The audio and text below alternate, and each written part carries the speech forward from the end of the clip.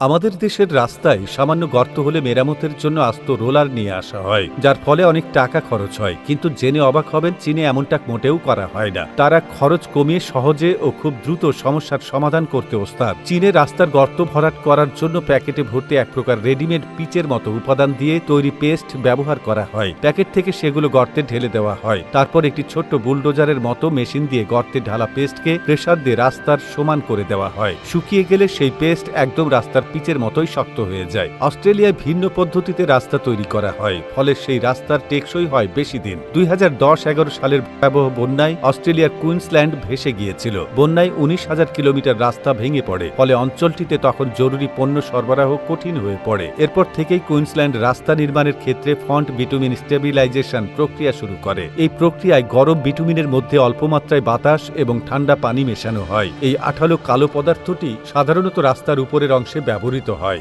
এরপর বিটুমিন প্রসারিত হয় এবং রাস্তার উপরে পানি নিরোধক স্তর গঠন করে। 2017 সালে কুইন্সল্যান্ডের রাস্তায় গ্রীষ্মকালীন ঘূর্ণিঝড় ডেব্বির সময় এটি পরীক্ষা করে দেখা হয়েছিল। যখন পানি সরে গিয়েছিল তখনও রাস্তাগুলো অক্ষত ছিল, ফলে সেই সময় পুরোপুরি পুনর্বাসন প্রয়োজন হয়নি। কুইন্সল্যান্ডের রাস্তাগুলো বন্যার পানি নিরোধক করে তোলার জন্য অন্যান্য রাস্তাগুলোতেও ফোম বিটুমিন স্টেবিলাইজেশন ব্যবহার করা হয়। গতানুগতিক পিচ ঢালাইয়ের তুলনায় এই পদ্ধতি অনেক বেশি সাশ্রয়ী। প্রাকৃতিক দুর্যোগ থেকে রাস্তাঘাট সুরক্ষিত রাখতে বিশ্বের বিভিন্ন দেশেই নানা পদ্ধতি ব্যবহৃত হচ্ছে। এসব পদ্ধতির মধ্যে ফোম বিটুমিন স্টেবিলাইজেশন একটি। দক্ষিণ আফ্রিকার council for scientific and industrial রিসার্চের গবেষণা প্রকৌশলী রেফিলোয়ে মোকে এনা বলেছেন, স্থানীয় পরিস্থিতির উপর মূলত প্রকৃত প্রভাব নির্ভর করে। রাস্তার ব্যর্থতার জন্য অনেক কারণ রয়েছে এবং ভিন্ন ভিন্ন উপায়ে রাস্তাগুলোর কার্যক্ষম থাকতে ব্যর্থ হতে পারে। তাপ থেকে রাস্তাগুলোকে রক্ষার জন্য ঢাল বা হিট শিল্ড নির্মাণ করা একটি সমাধান হতে পারে। এগুলো বিশেষ আবরণ এবং ক্ষুদ্র ফাঁপা সিরামিক কণা, যা রাস্তার রং হালকা করে সৌর বিকিরণ প্রতিফলিত করে। কিছু কিছু ক্ষেত্রে এই হিট শিল্ড রাস্তার উপরের পৃষ্ঠের তাপমাত্রা